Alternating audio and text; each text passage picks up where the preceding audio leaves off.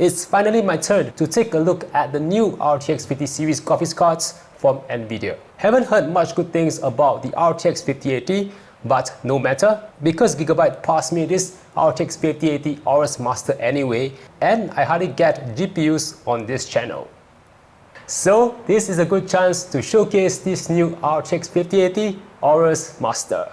Thank you to Grace and Gigabyte for passing me this RTX 5080 to take a look at. But unfortunately, it is no longer here because it has gone back to Gigabyte and Aftershock. But no matter, I put up some Gigabyte products so that this entire table will not look so empty. So the RTX 5080 arrived in quite a massive box. Really massive box. It is a rectangle and not a square because there's a lot of cool new stuff which I will get to right now. Look like this box cover went through quite the tough time during the first unboxing. Look at all these tears. Anyway, let's see what's inside the main box.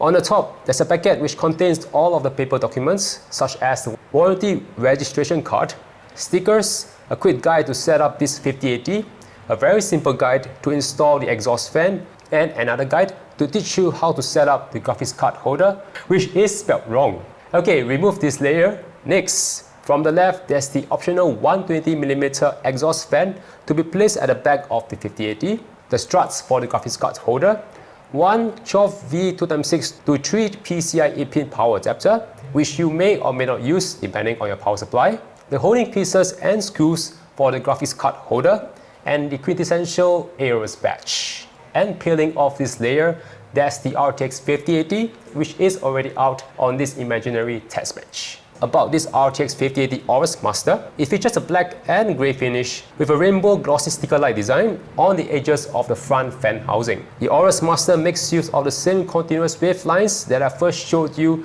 on the B850 Elite Wi-Fi 7. It is mixed with rainbow accents, and of course, it must have the phrase "Team up and fight on." When you mount this card vertically, because of all these indentations, curvatures and height difference between this layer and the bottom, it gives an illusion of a floating graphics card because of this cutoff area at the bottom. This RTX 5080 AORUS Master is a pretty big graphics card, which I think is about 3.5 slots thick. You can see that it occupies the top slot and the entire bottom M.2 heatsink on this X870E Pro Ice.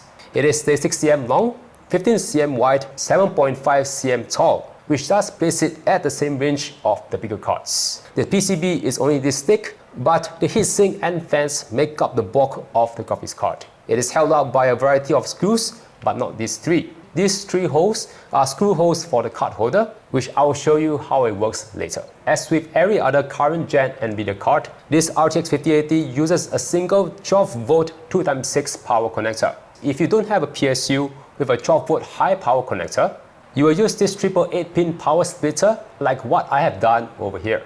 Oh, and can you use this PCIe power adapter from Easy DIY Fab? Yes, you can, but because of where the connector is and how it is recessed because of this giant heatsink, you can only use this 180 degrees PCIe adapter, and the power cables have to come from the top. That said, this 5080 AORUS Master is quite the fingerprint magnet. The brush finish, and especially this plastic or glass screen, will definitely keep your finger marks when you move this card around. So you may be thinking, is this just another plain black card? It is definitely not. Don't take my word for it, let me show you. But before that, if you are interested in the other specs, this AORUS Master has a core clock of 2805 MHz, has over 10,000 CUDA cores, is a PCIe 5.0 graphics card, and has a 256-bit bus. The RTX 5080 also comes with 16 gigs of GDDR7 video RAM, and for the front I/O, it comes with 3 DisplayPort 2.1B and 1 HDMI 2.1B. And yes, if you like all of this so far, make sure to support me by subscribing and pressing the notification bell. So let's power up this card.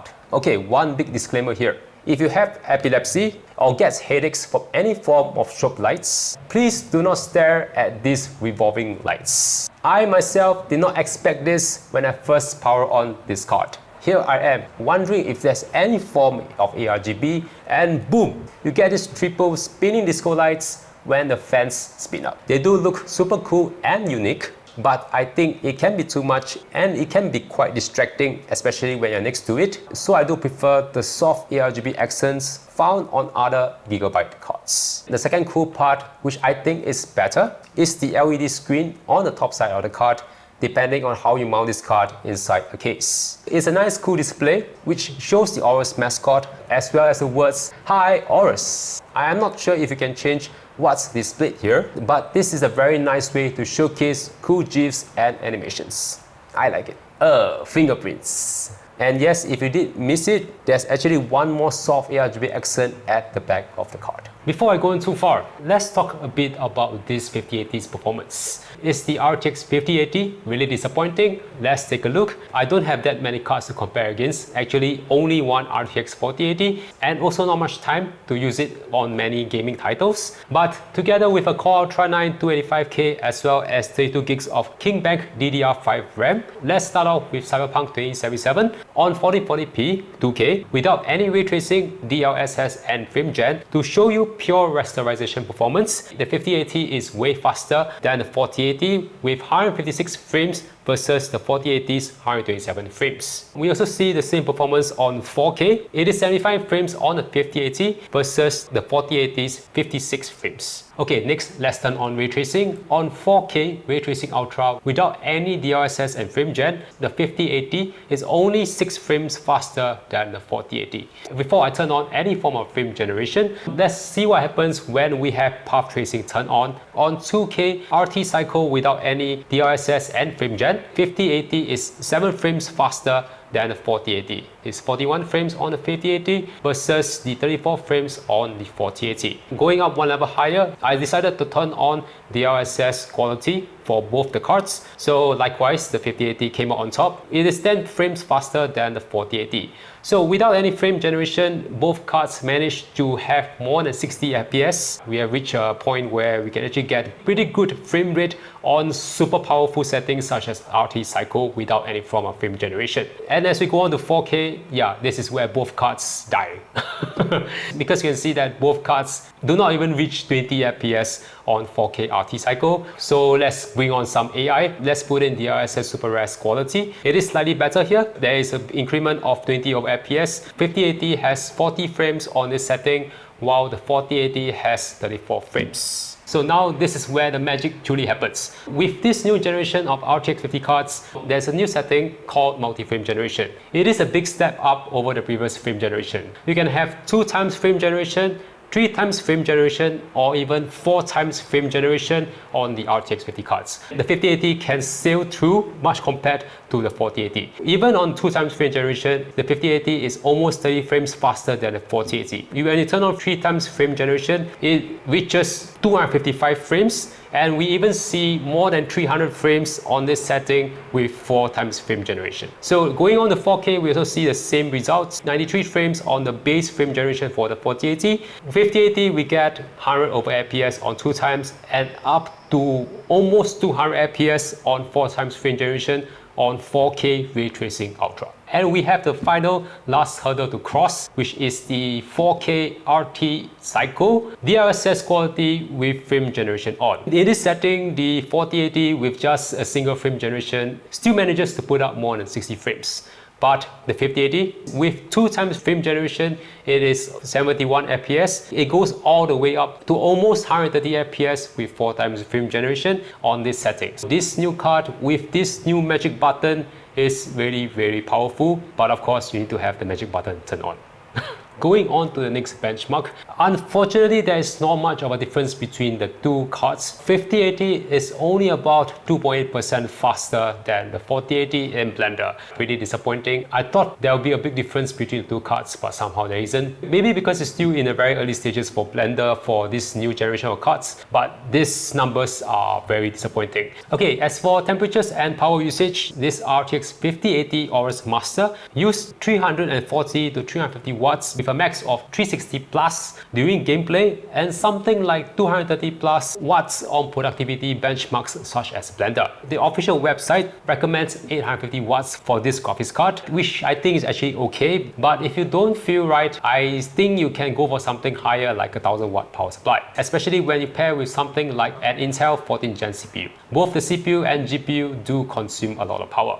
As for temperatures, the 5080 ran at the early 60 degrees C during gameplay and the early 50s with highs such as 53 degrees C during productivity loads. That's with the psychedelic fans running at the default fan curve, and I did not tune any of those fan curves that you see on the graphics cards. The 3 fans, which are rated at 2100 RPM, are actually pretty breezy. Doing the benchmarks such as Blender, I see that the 3 fans spun at almost 1000 RPM each. It didn't reach the 2100 RPM, which is actually okay because it still contributes to the sort of low temperatures that you see on the graphics cards. And what's also nice is they actually do not make a lot of noise. There is a hum sometimes even during loads, but all in all, generally I think the 3 fans are pretty silent. So, talking about fans, do you remember about the 4th additional exhaust fan? How much more cooling does this fan actually help? Firstly, this is a 120mm ARGB fan, and I am not sure if the rubber pads are supposed to be like this, but both the front pad and the pad that goes on to the GPU just look and feel so flimsy. I believe the front housing pad should stick on to the fan housing and not move around like that. This is very weird. Just to let you know, I'm in the aircon room temperature is about 24 degrees C. So with the additional exhaust fan included, the graphics card on average on Blender has a 49.8 degrees C average with a max of 52.4 when you add on the additional exhaust fan. Comparatively, without the fan, the graphics card ran 2 degrees hotter with a 51.5 degrees C on average and a max of 53.5 degrees C. Anyway, to install this exhaust fan, you take the back pad and you mold it according to the shape of the exhaust housing. The openings on the pad should slide easily onto the back housing. Next, you take the fan, remember to set it to intake, and you place it over the 4 mounts. And you finish by installing the fan wire onto a fan header and the ARGB onto an ARGB header if you so wish. Just a side note here, I still think the fan doesn't really stick on well if you have the graphics card in a vertical position and the rubber pad shifts around easily. I guess it is made like this, but hopefully Gigabyte can come out with a better solution than this. Perhaps a magnetic fan.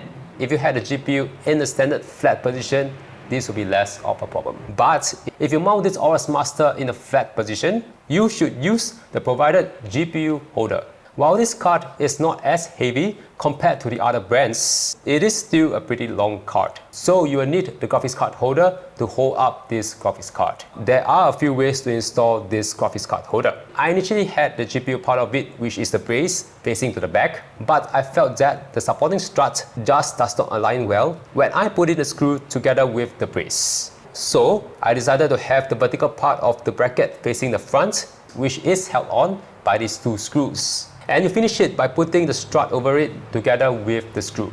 Do insert the bottom piece to the strut if you have not. There are 2 lengths of struts, so you can decide which one to use based on the size of your motherboard and the size of your case. Do refer to the manual for more information. While this 5080 and any other 5080 in general isn't going to provide you with a big performance over the previous generation, the RTX 40 cards, it still can be a big increment in performance if you are on the older generation such as the 30 series. So I can see why people are really disappointed with this new generation of cards such as this 5080, because while there is a difference between the 4080 and 5080, it's not big enough to actually warrant the massive price tag that this card has. This 5080 AORUS Master will set you back about SGD 2469 and 2599. Wow, very expensive for a graphics card. We have not even gone to the 5090s, which cost about $5,000. In pure rasterization performance, while there is a big difference, the difference is not enough to actually make people want to fork out that kind of price tag, almost $3,000 for this new generation of cards.